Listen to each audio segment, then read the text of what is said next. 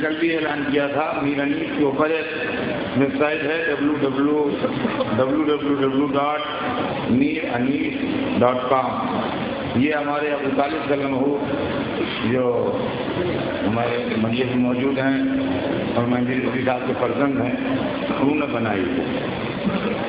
کچھ لوگوں نے سورہ فاتحہ کی گزارش کی ہے، خاص طور سے جناب مولانا نذیر حسین صاحب قبلہ جعفری اور سیدہ کنیز عباس رضی صاحبہ اور دیگر مومنین جن کی سورہ فاتحہ کی گزارش ہے، ان کے لیے سورہ فاتحہ پڑھ جائے.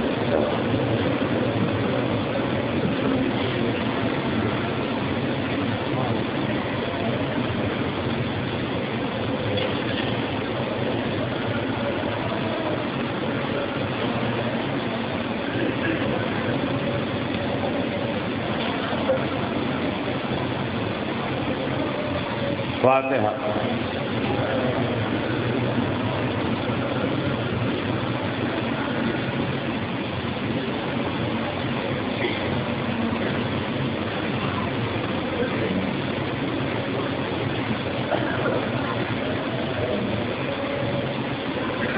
أعوذ بالله السميع العليم من الشيطان اللعين الرجيم. بسم الله الرحمن الرحيم. الحمد لله رب العالمين والصلاة والسلام على سيدنا وشفيعنا أبي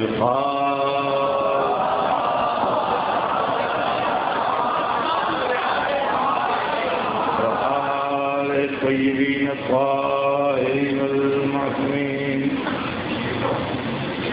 ورحمة الله على أعدائهم أجمعين من يومنا هذا إلى يوم الدين.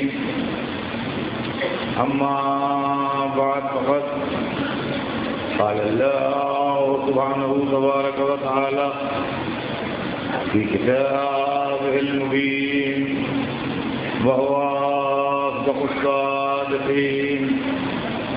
يا أيها الناس إنا خلقناكم من ذكر وأنثى وجعلناكم شعوبا وقبائل لتعارفوا إن أكرمكم عند الله أتقاكم إن الله عليم خبير. صلوات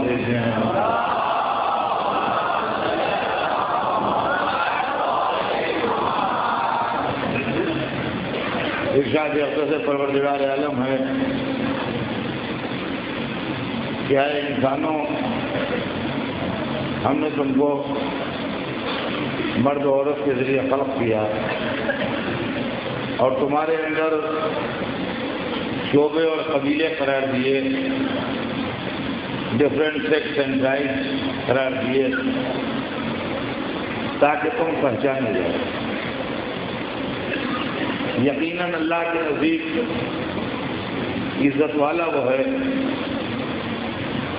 جو اللہ سے ڈرتا رہتا ہے، جس کے دل میں خوف الہی ہے. یقیناً اللہ ہر چیز کا جاننے والا اور ہر چیز کے واقف، ہر چیز کا خبردار. سلسلہ کلام ذہن علیم ہوگا. ہمارے آپ کے درمیان کل گفتگو جہاں تک پہنچی اس کا خلاصہ یہ ہے اور اس کی سمری یہ ہے کہ اسلام بے شک دین انسانیت ہے اور انسانوں کے دکھ درد کو دور کرنے کے لیے آیا ہے، لیکن کچھ مطلب پرست لوگوں نے، کچھ حکومت کے ذمہ داروں نے، کچھ ذاتی فائدہ چاہنے والوں نے مذہب کا انٹرپریٹیشن غلط ہے۔ قرآن مجید کی آیتیں ہوں یا سرور کائنات کی حدیثیں ہوں، ان کو اپنے مطلب کے سانچے میں ڈھال کے پیش کیا گیا۔ قرآن پڑھنے سے یہ اندازہ ہوتا ہے کہ مذہبوں کی ٹریجڈی یہ ہے کہ مذہبی کے لوگوں نے، جو مذہب کے نمائندگی کے دعوے دار ہیں اور جو مذہب کے رہبر ہونے کے دعوے دار ہیں، انہوں نے مذہب کے اندر ترمیم کی، تحریف کی، بدلاؤ لائے، ایڈیشن الٹریشن کیا۔ یہ چیز قرآن پاک میں بہت صاف صاف لکھی ہوئی،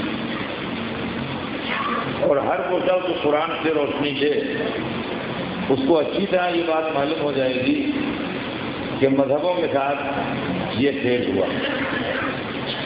مذہب انسان کو جمع کر دیتا ہے، انسان کو ایک پلیٹ فارم پر جمع کر دیتا ہے۔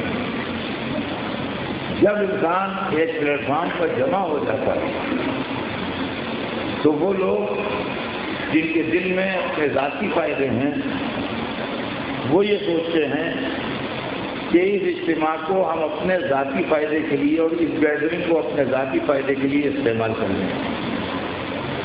یہیں سے مذہب میں حکومت کی داغ بیل پڑتی ہے، اور یہیں سے مذہب میں اقتدار کی داغ بیل پڑتی ہے۔ مذہب اپنی بالادستی چاہتا ہے، یعنی اس کا اپر ہینڈ ہے، یہ حلال ہے، یہ حرام ہے، یہ کرو، یہ نہ کرو، یہ جائز ہے، یہ ناجائز ہے۔ اس کے اندر شخصیت کے چھوٹے بڑے ہونے کا فرق نہیں، اور اس کے اندر کوئی ڈسکریمنیشن نہیں۔ سویرے کی نماز سب کو واجب ہوتی ہے، آقا پہ بھی واجب ہے، غلام کو بھی واجب ہے، بادشاہ پہ بھی واجب ہے، رعیت کو بھی واجب ہے، چھوٹے کو بھی واجب ہے، بڑے کو بھی واجب ہے، اس لیے کہ واجب کی ہے اس نے جو سب سے بڑا ہے۔ لہذا بقیہ جتنے بھی ہیں وہ کوئی بھی ہوں آپ، لیکن اللہ سے چھوٹے ہیں، لہذا اس کا حکم آپ کو ماننا فرض ہے۔ حرام ہے، شراب حرام ہے تو حرام ہے تو حرام ہے، ختم ہوگی بات۔ اب اگر کوئی صاحب اقتدار ہے تو اس کے لیے حلال نہیں ہے، اگر کوئی تاج و تخت کا مالک ہے تو اس کے لیے حلال نہیں ہے، اگر کوئی بہت پیسے والا ہے تو اس کے لیے حلال نہیں ہے۔ دنیا کا دستور یہ ہے کہ جرم جب غریب اور چھوٹا آدمی کرتا ہے تو جرم ہے، جب مالدار کرتا ہے تو چھپائے جانے کے لائق ہے، جب برسر اقتدار کرتا ہے تو وہی قانون ہے۔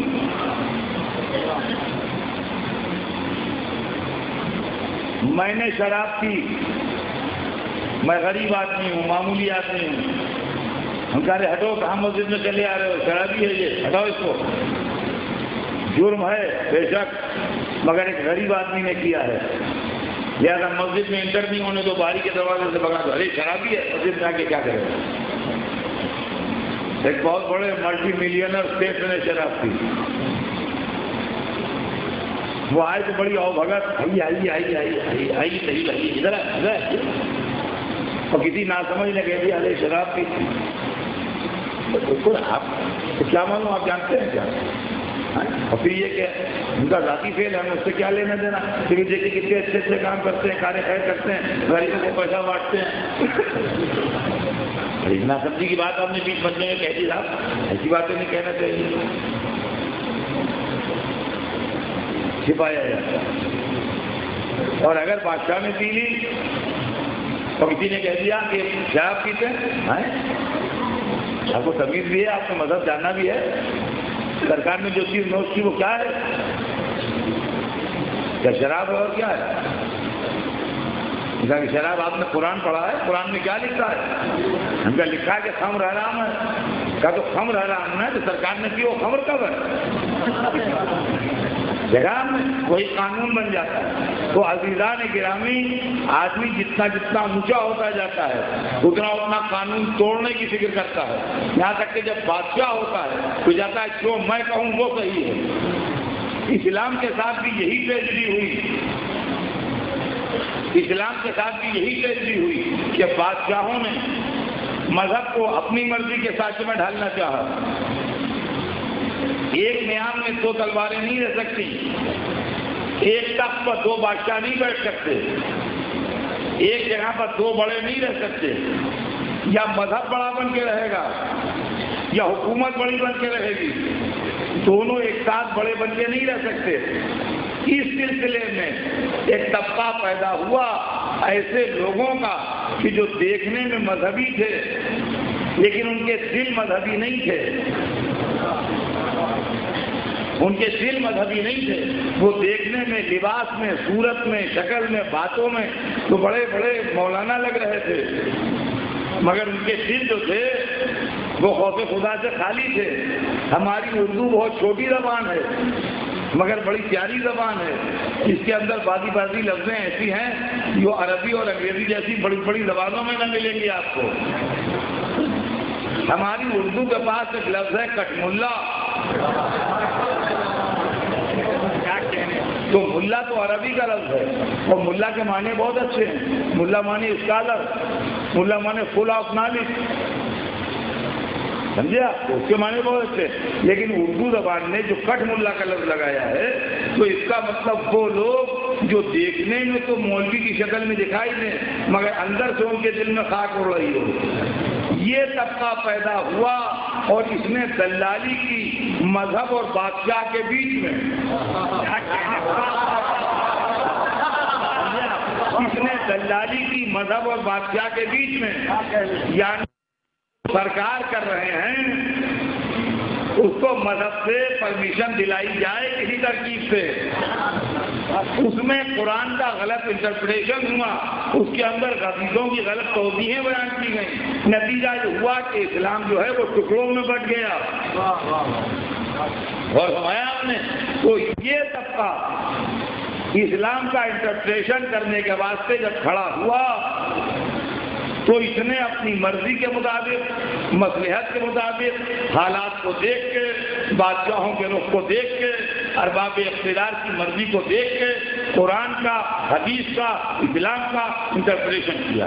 نتیجہ یہ ہوا کہ لوگوں کے اندر گمراہی پیدا ہوئی اور ایک اسلام کے کئی اسلام بن گئے اور ایک نظریے کے کئی نظریے بن گئے، اور آج تک یہی مسئلہ ہے، آج تک یہی مسئلہ ہے کہ ایک اسلام ہے بے شک مگر اس کے انٹرپریشن بہت سے ہیں، ایک قرآن ہے بے شک مگر اس کی تفسیریں بہت سی ہیں، ایک حدیث رسول ہے بے شک مگر اس کی وضاحتیں بہت سی ہیں۔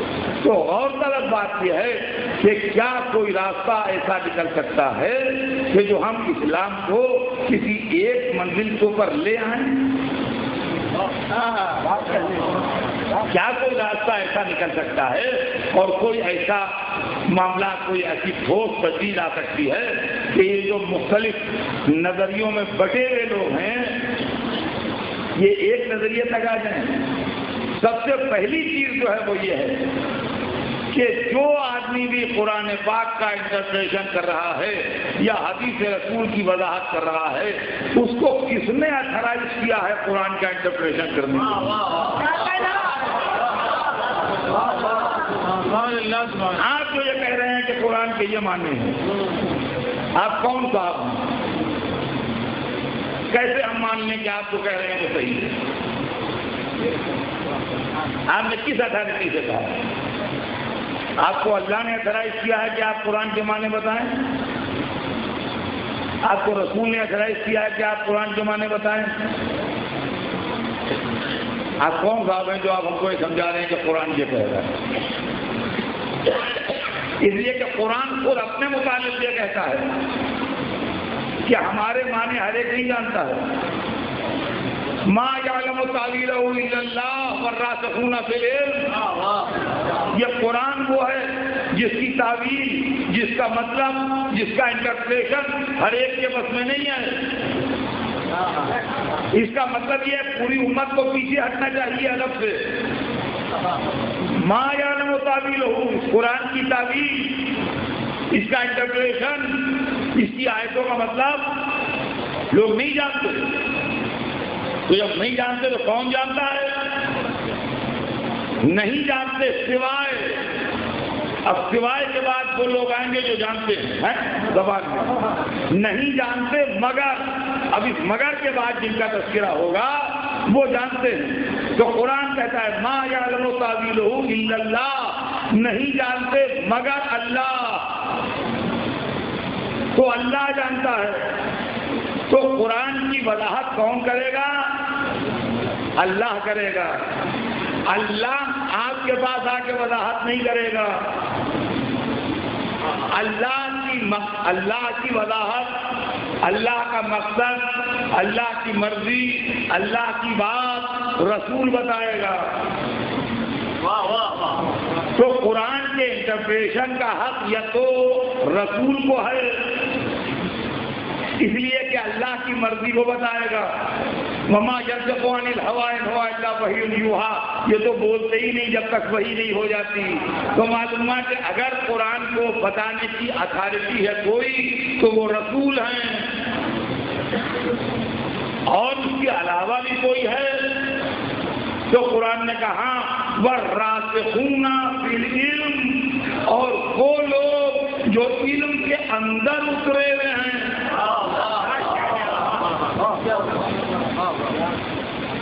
वो लोग जो इल्म के अंदर उतरे हुए हैं।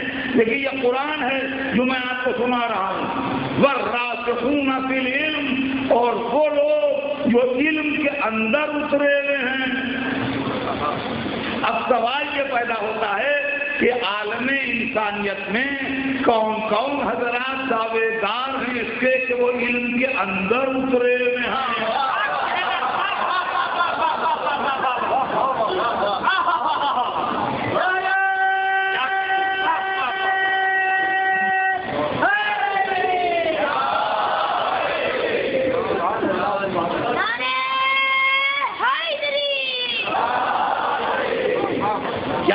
अपने लिए कह सकता हूं जो मैं इल्म के अंदर उतरा हुआ हूं? क्या आप अपने लिए कह सकते हैं कि आप इल्म के अंदर उतरे हुए हैं? क्या कोई बहुत बड़े अल्लामा, कोई बड़े स्कॉलर, कोई बहुत बड़े पढ़े लिखे इंसान इस बात के दावेदार हैं कि वो इल्म के अंदर उतरे हुए हैं? देखिए जबान क्या है, लैंग्वेज क्या है, तो पहले वो देखिए। हमेशा ये कहा जाता है कि उनमें बहुत इल्म है। बुला प्रोफेसर साहब में बहुत इल्म है, बुला डॉक्टर साहब अपने सब्जेक्ट के बड़े माहिर हैं, बुला वकील साहब को कानून की बहुत नॉलेज है, बुला मौलाना साहब को मजहबियात की बड़ी नॉलेज है। इल्म आप में उतरता है, आप इल्म में नहीं उतरते हैं।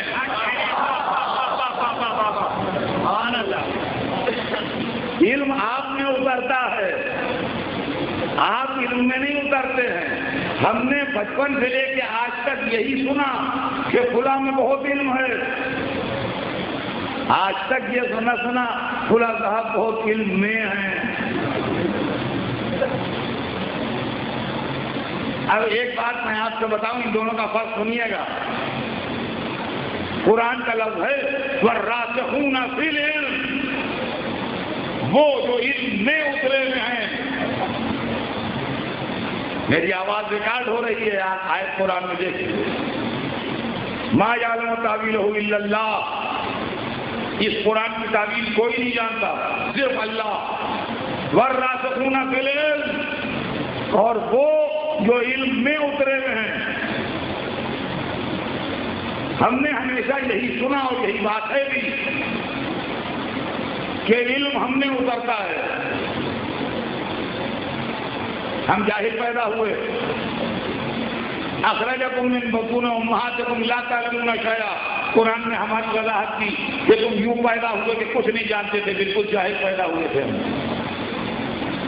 پھر ہم میں علم اترنا شروع ہوا، اس کو کیا کہتے ہیں، یہ کون ہے، یہ اس کا نام یہ ہے، اس کا نام یہ ہے۔ اس کے بعد پھر شروع ہوا، کتاب آئی سامنے، الف ب آئی یا ABCD آئی یا کاکھاگا آیا، ایک ایک حرف ایک ایک الفابیٹ کا علم ہم نے اترنا شروع ہوا۔ پھر اس کے بعد جملے، پھر اس کے بعد سبجیکٹ، پھر اس کے بعد لینگویجز، پھر اس کے بعد آگے بڑھتے بڑھتے کسی سبجیکٹ میں اسپیشلائزیشن، کوئی خاص سبجیکٹ میں آپ نے لٹریچر میں، سائنسز میں، کسی چیز میں آپ نے خاص علم حاصل کیا، تو اب آپ کرمنل لا کے بہت بڑے لائر ہو گئے،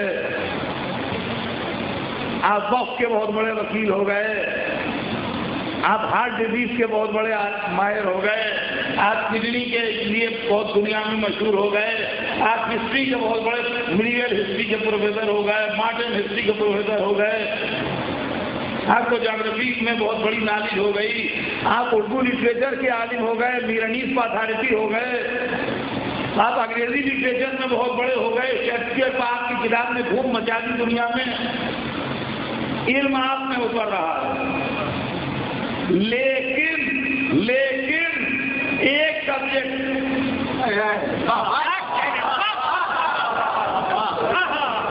اگر آپ میڈیکل سائنس میں ایکسپرٹ ہو گئے تو آپ قانون کے ماہر نہیں ہوتے،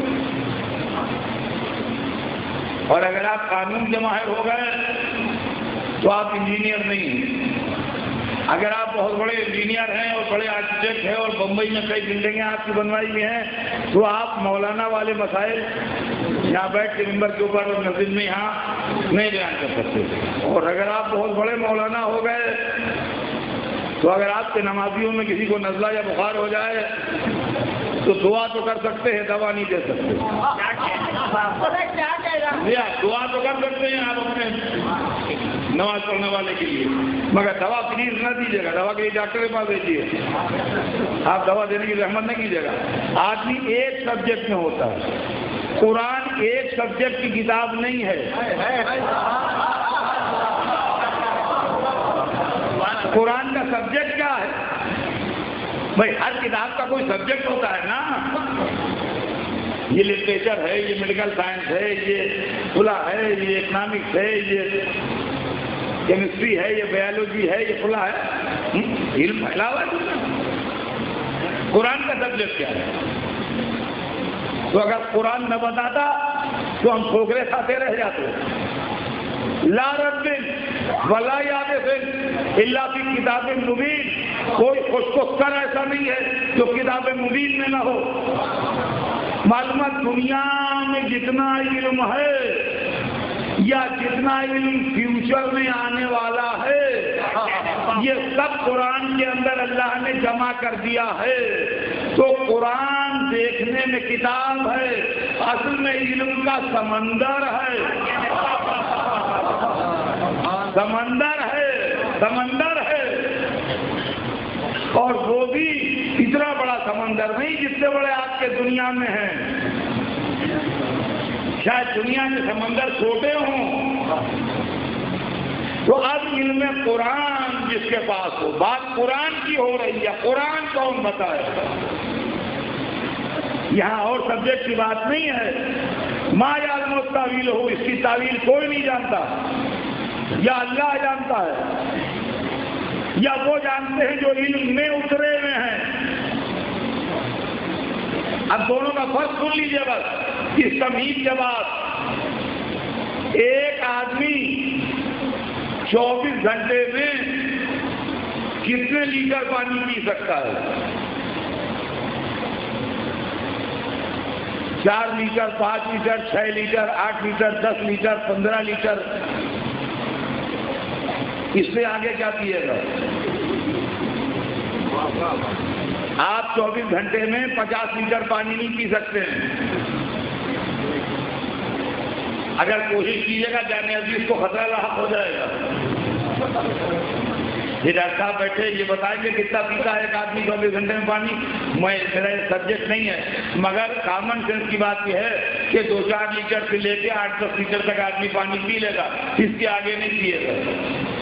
لیکن اگر ہم آپ سے کہیں کہ بمبئی میں جو سمندر ہے یہ پورا نوش فرما لیجیے جا کے، تو کوئی صاحب یہ سمندر نہیں پی سکتے۔ اب سمجھے آپ، قرآن کو نہیں بتائے گا جس میں علم اترا ہوا ہے۔ کتنا اتاریے گا علم؟ آپ کتنا پانی پیجیے گا؟ آپ کتنا پانی پیجیے گا؟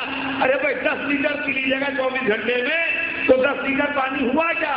لیکن اگر سمندر میں کود گئے تو کتنے پانی میں ہیں؟ کتنے پانی میں ہے اس کا اندازہ نہیں ہے۔ تو آپ یہ سمجھ لیجئے کہ اس میں علم ہے یا وہ علم میں ہے۔ جو دنیاوی علوم حاصل کریں گے وہ ہوں گے جن میں علم ہوگا، جو قرآن کا عالم ہوگا وہ ہوگا جو علم میں ہوگا۔ لہذا دنیا کا عالم اگر بولے گا بھی تو اپنے سبجیکٹ کے لیے کہے گا بتا سکتا ہوں، قرآن کا عالم بولے گا تو سر نمبر سلونی کہے گا۔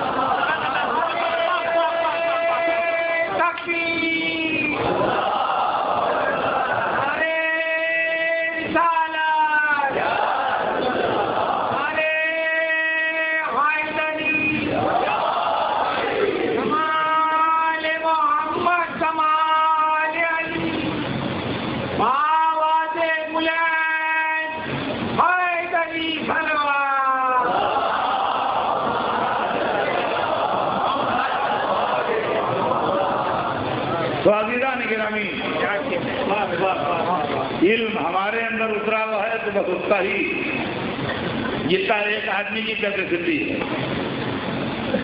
آپ نے اگر پانی اپنے اندر اتارا ہے تو بس 2 لیٹر 4 لیٹر 5 لیٹر اس کے آگے نہیں۔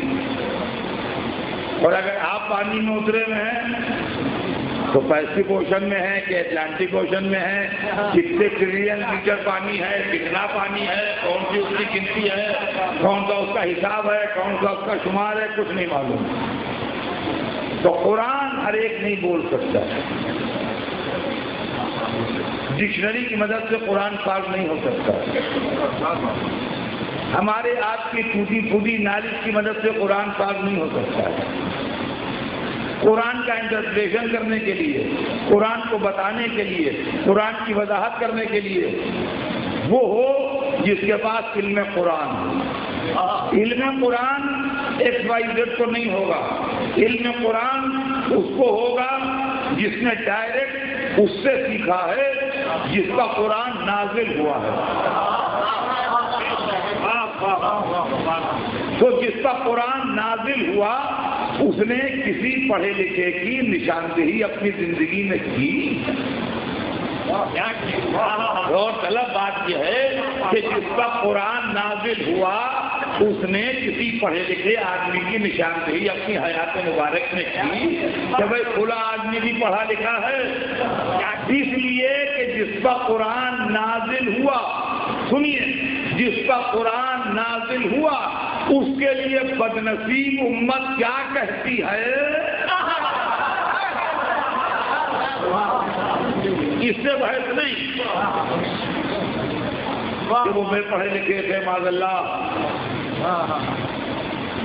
یا امی کا مطلب یہ کہ لٹریٹ تھے معاذ اللہ، ان جہالت کی باتوں میں بس ضائع نہ کیجیے۔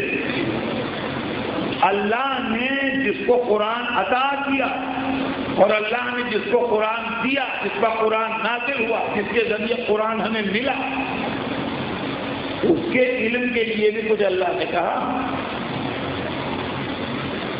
تو اللہ نے دو باتیں بتائیں، ایک تو یہ بتائی کہ عالم علم قرآن کو کسی اور نے نہیں پڑھایا ہے بلکہ اللہ نے خود پڑھایا ہے۔ کتنا پڑھایا ہے، کتنا پڑھایا ہے، معیار علم بھی بتا دیا۔ قرآن مجید میں حضور کے لیے آیت موجود ہے، اللہ کا ارشاد، علمک ما لم تکن تعلم، اے حبیب ہم نے تمہیں ہر وہ بات بتائی جو تمہیں نہیں معلوم، ہم نے تمہیں ہر وہ بات بتائی جو تمہیں نہیں معلوم تھی۔ دیکھنے میں تو چھوٹا سا لفظ ہے، لیکن اگر آپ اس کی تشریح کیجیے گا تو پوری کائنات چھوٹی پڑ جائے گی اس کی وضاحت میں، اس لیے کہ آپ کسی سوال کے جواب میں رسول نہیں کہہ سکتے۔ اب وہ بات بتا دی جو نہیں معلوم تھی، ہر وہ بات بتا دی جو نہیں معلوم تھی۔ ایک ٹریلین سوال ہو رسول سے تو جواب منہ میں نہیں آئے گا، اس لیے کہ ہر وہ بات بتا دی جو نہیں معلوم تھی۔ تو جس کو قرآن دیا اس کو اتنا علم دے کے بھیجا کہ ہر وہ بات بتا دی جو نہیں معلوم تھی۔ اب اے عالم علم قرآن اتنا اور بتاتے جائیے کہ اس امت میں جب آپ نہ ہوں گے تو کوئی اور پڑھا لکھا ہے؟ آپ کے جاہل امتی جب آپ کو نہ پائیں تو کہاں جائیں؟ تو ارشاد فرمایا کہ انا مدینۃ العلم وعلی بابا۔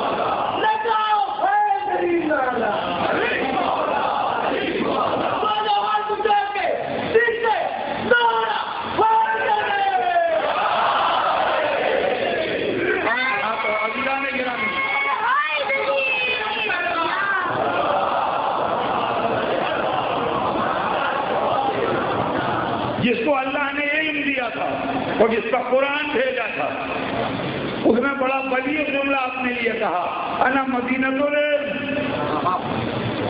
میں علم کا شہر ہوں، میں علم کا شہر ہوں، وعلی بابھا، اور علی اس کا دروازہ ہے، من اراد العلم فلیأت الباب، جو علم چاہے دروازے پر آئے، جو علم چاہے دروازے پر آئے۔ یہ اس سے ملتے جلتے مضمون میں آپ کو سنا چکا ہوں، یہ کوئی نئی بات نہیں ہے، لیکن پھر بھی اشارہ کر دوں کہ لفظ شہر علم جو ہے وہ بہت بلیغ ہے، قرآن کے عالم کو علم کا شہر ہونا چاہیے، اس لیے کہ قرآن میں ہر علم ہے۔ جتنے دنیا میں پڑھے لکھے ہیں وہ علم کی دکانیں ہیں۔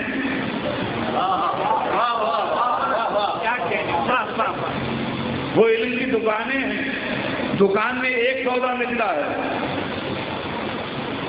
اور وہ دکاندار اس کا ماسٹر ہوتا ہے اس کاروبار کا۔ جو کپڑا بیچتا ہے وہ کپڑے کا معاملہ، جو جواہرات بیچتا ہے وہ اس کا ایکسپرٹ ہے، جو الیکٹرانک گڈ بیچتا ہے وہ اس کا ایکسپرٹ ہے، جو میڈیکل اسٹور والا ہے وہ اس لائن کا ایکسپرٹ ہے، جو غلہ بیچتا ہے وہ اس کا ایکسپرٹ ہے، جو ہارڈ ویئر کا کاروبار کرتا ہے وہ اس کا ایکسپرٹ ہے، جس کے بعد کمپیوٹر وغیرہ یہ سامان ملتا ہے وہ اس کا ایکسپرٹ ہے۔ لیکن بمبئی دکان کا نام نہیں ہے، بمبئی دکان نہیں ہے، تو بمبئی شہر ہے، یہاں جو چاہے آپ کو سب ملے گا۔ عالم علم قرآن جو ہے کسی ایک سبجیکٹ کا عالم نہیں ہے، علم کا شہر ہے، جو چاہیے وہ سب ملے گا۔ اسی لیے جو دروازہ تھا اس کو بینر لگا ہے سلونی، کہ یہاں سب ملے گا۔ یہی وجہ ہے کہ جس کو رسول نے اپنے شہر علم کا دروازہ بنایا تھا، پوری زندگی اس بات کی گواہ ہے کہ جب کوئی اس سے پوچھنے آیا، نہ صرف یہ کہ اس نے جواب دیا بلکہ پوچھنے والا مطمئن ہو کے گیا، اور پوری زندگی میں جو تاریخ کی ویجیلنس کے اندر ہے، ایک دفعہ بھی ایسا نہ ہوا کہ علی پوچھنے کسی کے دروازے پر گیا۔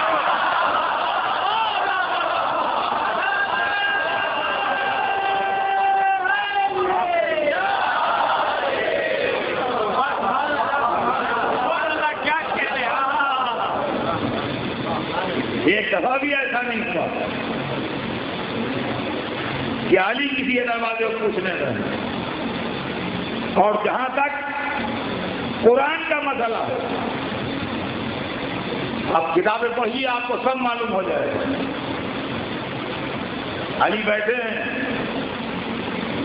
اور ہم لوگ آج کے دور کے لوگ نہیں بیٹھے ہیں ان کے پاس، انہی کے کمپینین،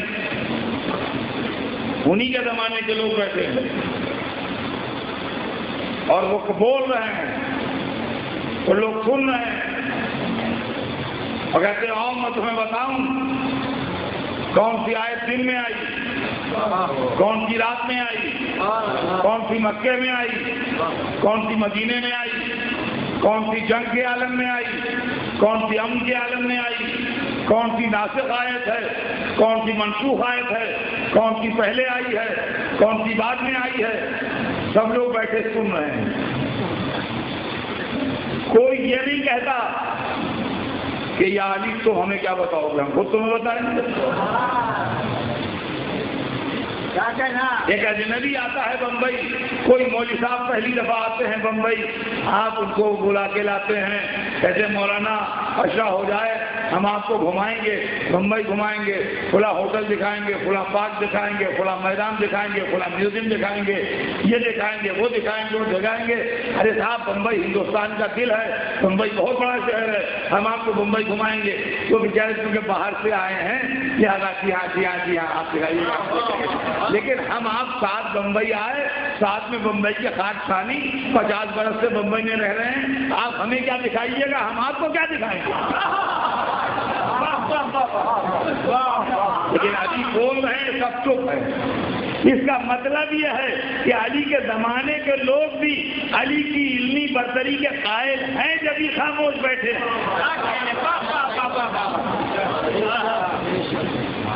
تو اب انٹرپریشن قرآن کا کون کرے، قرآن کی وضاحت کون کرے، قرآن کی تشریح کون کرے۔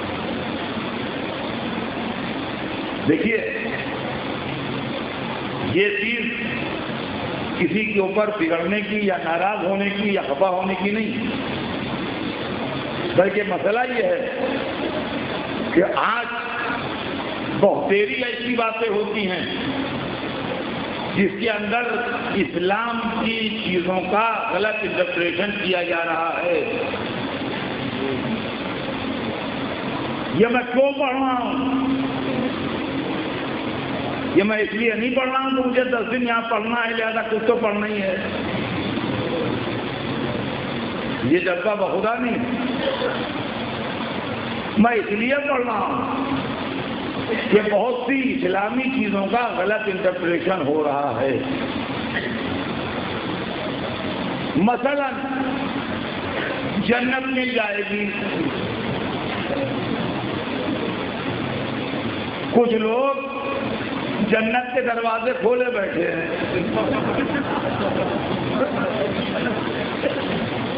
روز میں جنت پیک کر رہے ہیں لوگ.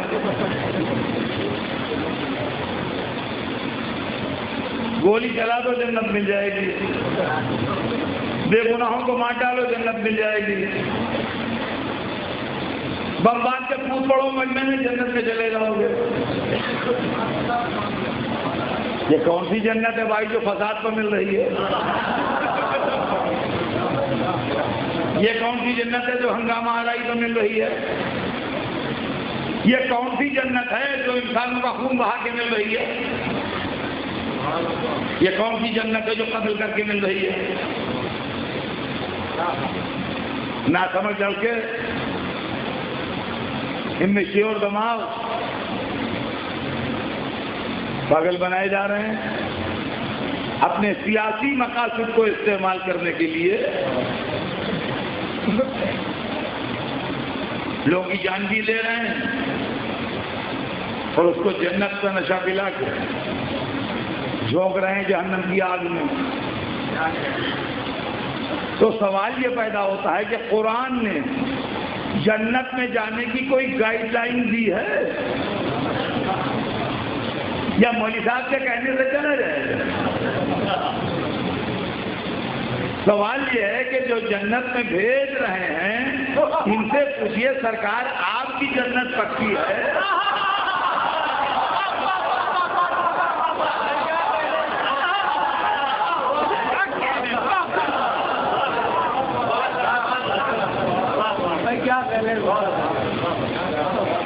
اور اگر پکی ہے تو ٹین ایجرز کو بھیجنے سے بہتر ہے کہ خود ہی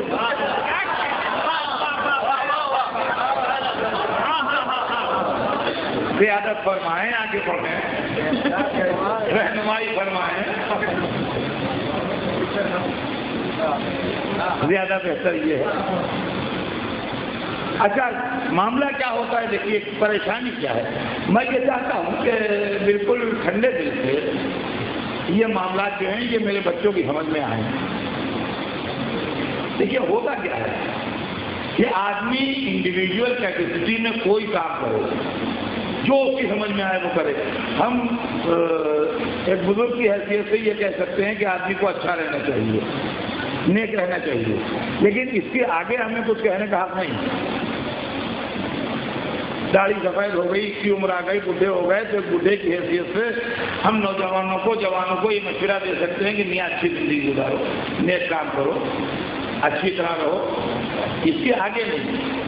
لیکن ہمیں پریشانی کیا ہے کہ آپ جو کام کرتے ہیں اس کا جسٹیفیکیشن ڈھونڈتے ہیں اسلام میں. دیکھیے جھگڑا ہمارا اس بات کا ہے خالی یہ جو ہم مسلسل کئی برس سے اسی طرح کے ملتے جلتے سبجیکٹ کو مجلسیں پڑھ رہے ہیں، اس کی وجہ کیا ہے؟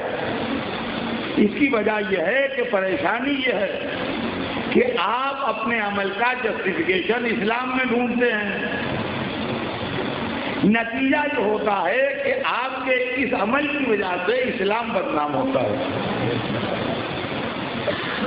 ہم چاہتے ہیں آپ بھی اچھے رہیں، لیکن آپ چاہے اچھے رہیں چاہے برے رہیں آپ کا فیل.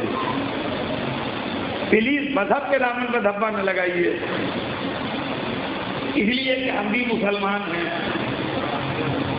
تو ہمیں شرمندگی ہوتی ہے جب وہ بات ہمارے سامنے آتی ہے. اس لیے کہ مسلمانوں کا کچھ عمل ہو، اسلام ذمہ دار نہیں. مسلمانوں کا کوئی عمل ہو اسلام ذمہ دار نہیں ہے۔ دیکھیے بہت انفارچونیٹ بات ہے اور بہت غم کی بات ہے، لیکن ایسی بات ہے جس سے اس مجلس میں جتنے سن رہے ہیں کوئی انکار نہیں کر سکتا، کوئی ڈینائی نہیں کر سکتا کہ بہتیرے مسلمان، اللہ مجھے معاف کرے، ایسے ہیں جو شراب پیتے ہیں۔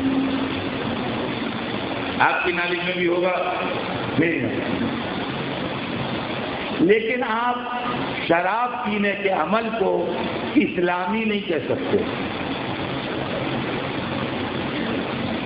جو شراب پی رہا ہے انڈیویجول کی غلطی ہے، اسلام سے اس کا تعلق نہیں ہے۔ بہت سے مسلمان چوری میں بھی پکڑے جاتے ہیں، لیکن ان کے اس فعل کا تعلق اسلام سے نہیں ہے، وہ ان کا انڈیویجول فعل ہے۔ اسلام چوری کو منع کرتا ہے، اسلام شراب پینے کو منع کرتا ہے۔ اب اگر کوئی شراب پیتا ہے تو اس کا انڈیویجول فعل ہے، اسلام سے تعلق نہیں ہے۔ اگر کوئی چوری کرتا ہے تو اس کا انڈیویجول فعل ہے، اسلام سے تعلق نہیں ہے۔ اگر کوئی جھوٹ بولتا ہے اور مسلمان بھی ہے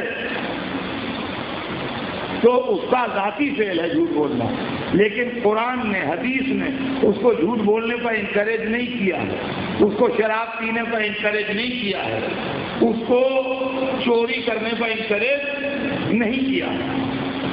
بات کیا ہے کہ اگر کسی جگہ 10 مسلمان شراب خانے میں پکڑے جائیں تو یہ بات صحیح نہیں ہے کہ وہاں اسلامی شراب نوشی ہو رہی تھی، اس لیے کہ اسلام سے شراب نوشی کا تعلق نہیں ہے۔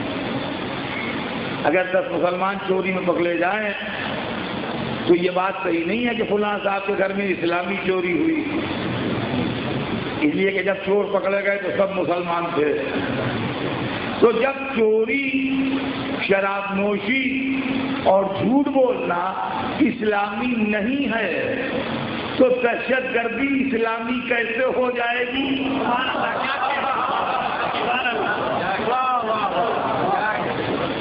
ٹیررزم اسلامی کیسے ہو جائے گا؟ یہ کچھ بہکے ہوئے لوگوں کا ذاتی فعل ہے جس سے اسلام کا تعلق نہیں ہے۔ لیکن انفارچونیٹ بات یہ ہے کہ جنت میں جانے نہ جانے کا تعلق اسلام سے ہے، تو وہ لوگ اسلام کے ساتھ بڑا بھونڈا مذاق کر رہے ہیں جو اپنے سیاسی مقاصد کے لیے نوجوانوں کو جنت کے وعدے دے رہے ہیں۔ اب آئیے میں آپ کو یہ سناؤں کہ جنت کیا ہے۔ انشاءاللہ بات میں اس کی تفصیل سے کل کروں گا، لیکن صرف آج آپ کو ایک واقعہ سنا دوں جس سے آپ کو جنت میں جانے کی اسلامی آئیڈیالوجی کا پتہ لگے کہ اسلامی نقطۂ نظر سے آدمی جنت میں جانے کا حقدار کب بنتا ہے۔ ہمارے چھٹے امام کے زمانے میں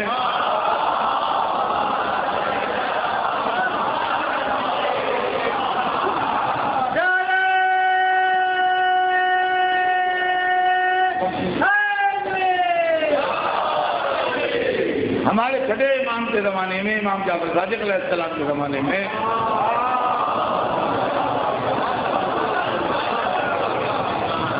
ایک شخص کے متعلق کچھ عجیب و غریب خبریں اڑنے لگیں کہ یہ لوگوں کی مدد بھی کرتا ہے، یہ بھی خبر اڑی، اور خود اس کے خلاف بھی خبریں ہوں۔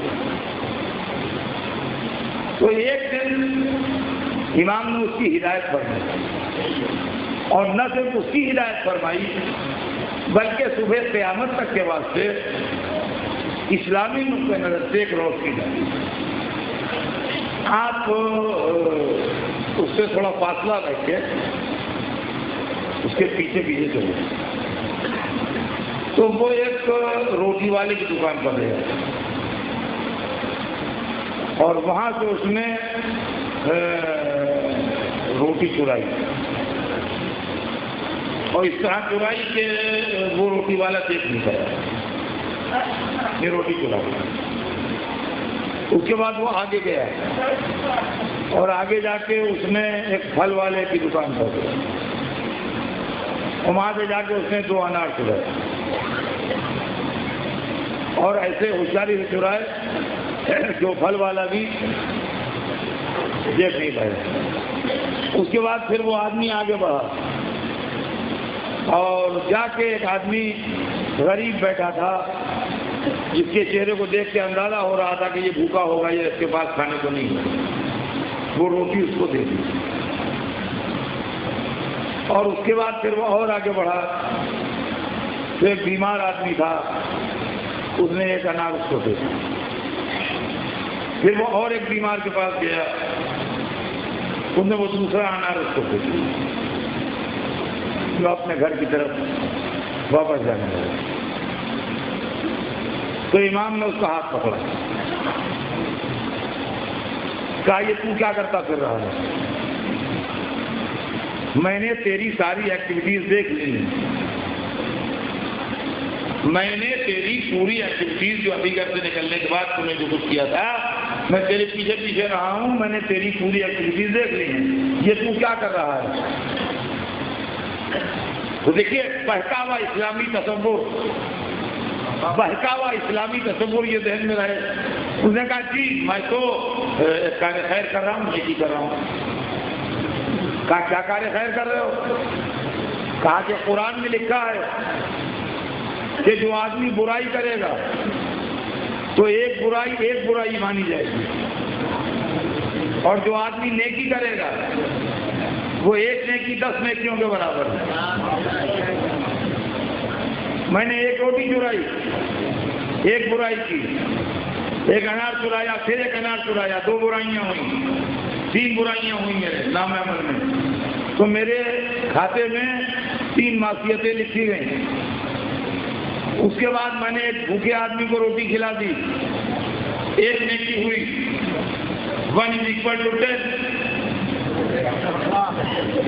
پھر 1 انار کھلا دیا ایک بیمار کو 10, اور پھر 1 انار ایک بیمار کو دیا 10, 30 نیکیاں لکھی گئیں, 3 برائیاں لکھی گئیں.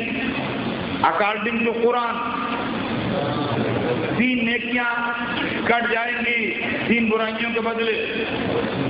27 نیکیاں اپنے کھاتے میں لے کے آ رہا ہوں.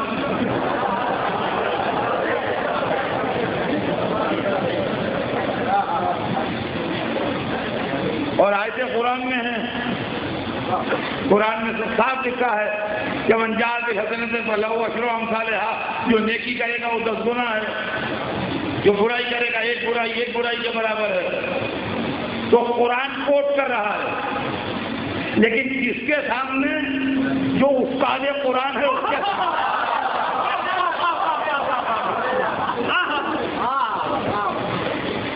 تو امام نے اس کی ہدایت فرمائی, اس کی رہنمائی فرمائی, فرمایا تجھے مس انڈرسٹینڈنگ ہے, تیرے نام عمل میں گناہ تو لکھے گئے مگر نیکیاں نہیں لکھی گئی, اس لیے کہ تو نے یہ 2 آیتیں تو پڑھی مگر تو نے قرآن میں یہ لکھا ہوا نہیں پڑھا کہ انما یتقبل اللہ من المتقین, اللہ متقی لوگوں سے ان کا عمل قبول کرتا ہے. جب تو نے چوری کی تو فاسق ہو گیا, جب فاسق ہو گیا تو تیرا عمل قابل قبول نہیں رہا, تو تیری نیکیاں قبول ہی نہیں ہوئی. گناہ تو لکھے گئے, نیکیاں لکھی نہ گئی. تو معلومہ قرآن کو اگر ہم اپنے انٹرپریشن سے سمجھیں گے تو قدم قدم پر ٹھوکریں کھاتے رہیں گے. اب جو بہت سے لوگ جنت میں بھیج رہے ہیں اپنے فلسفے کے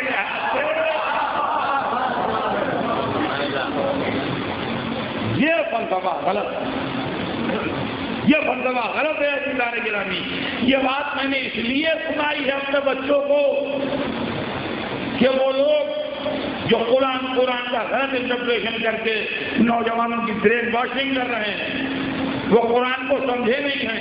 قرآن وہی صحیح سمجھ سکتا ہے جو اس سے قرآن پڑھے جس کو اللہ نے قرآن کی تعلیم. زندگی رہی تو بات کل آگے بڑھے گی. بہت سی چیزیں ہیں جو مجھے آپ کو سنانا ہے. آج تو صرف اتنا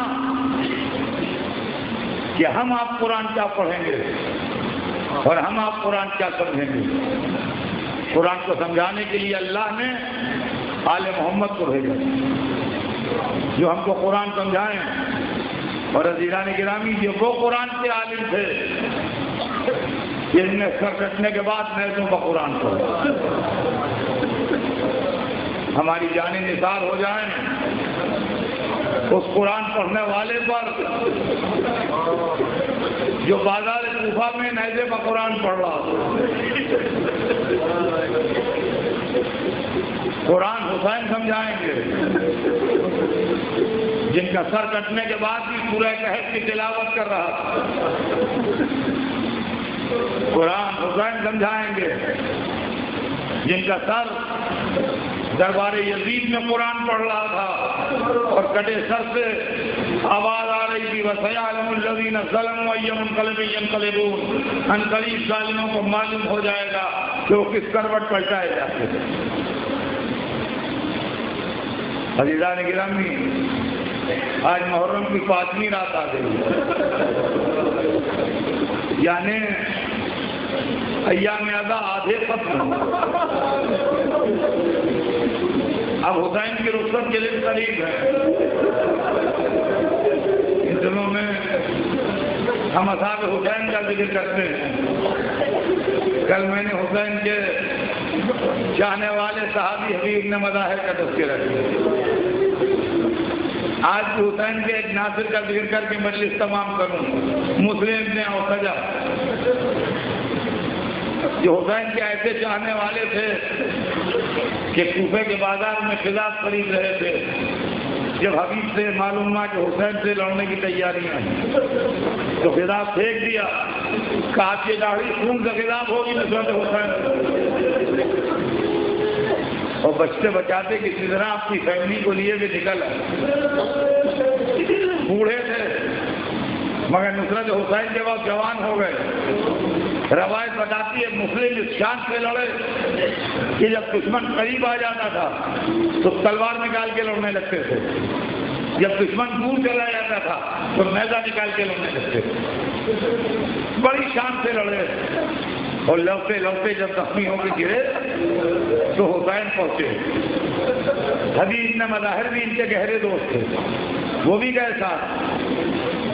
حسین نے سر دانوں پر رکھا, حبیب سامنے بیٹھ گئے. سانس اکھڑ چکی ہے, 2-3 منٹ میں زندگی کی شمع بجھنے والی ہے. حبیب نے کہا مسلم جہاں تم جا رہے ہو وہیں میں بھی آ رہا ہوں, مگر کوئی وصیت ہو تو کہہ دو. روایت بتاتی ہے ساری طاقت جمع کر کے ایک جملہ کہا خوشی کا, جس کا مطلب یہ ہے کہ میں تمہیں وصیت کرتا ہوں. شاید اس کے بعد سانس اکھڑ گئی یا زبان نے ساتھ نہ دیا یا طاقت جواب دے گئی, جو بھی ہوا ہو, اس کے بعد جملہ تو نہیں ادا ہوا. آپ کا ہاتھ اٹھایا اور حسین کی طرف اشارہ کیا, جن کے لیے وصیت کرتا ہوں ان کا خیال رکھنا. وہ اتنا سننا تھا. حبیب نے کہا مسلم آرام سے جاؤ, جب تک زندہ ہوں آج نہیں آنے دوں گا. حجرکم اللہ. آواز بلند ہے میرا نگرا میاں. حسین مسلم کی لاش اٹھا کے لائے اور جب مسلم کی لاش آ گئی تو مسلم کے خیمے کا پردہ ہٹا, ایک چھوٹا سا بچہ نکلا. حسین نے پہچانا, کہا بیٹے خیمے میں پلٹ جا, تیری ماں کے لیے تیرے باپ کا غم بہت ہے. بچے نے ہاتھ جوڑے, کہا مولا میری ماہی نے تلوار باندھ کے بھیجا. میری ماہی کی تمنا تو یہ ہے کہ میں آپ کا سر نثار کر دوں. اور خیمے کے پیچھے سے بی بی نے آواز دی, آقا کنیز کا ہدیہ ہے, رد نہ کیجیے گا. ماں بیٹوں نے مل کے اتنا اصرار کیا کہ حسین کو اجازت دینا پڑی. بچے نے دونوں ہاتھوں میں تلوار پکڑ کے تلوار چلانا شروع کی. چند دشمنوں کو واصل جہنم کیا، پھر ظالموں نے گھیر کے اس کو مار ڈالا، سر کاٹ کے دشمنوں نے ماں کی طرف اچھال دیا، ماں نے بچے کے سر کو گود میں لیا۔ اللہ اللہ، کیا محبت حسین ہے خدا کی قسم! جو بچہ ابھی باتیں کر رہا تھا، ابھی اس کے گرد خون کی بوندیں ٹپک رہی ہیں ماں کے جسم پر، سر کو گود میں لیا، منہ پر منہ رکھا، کہا مرحبا میرے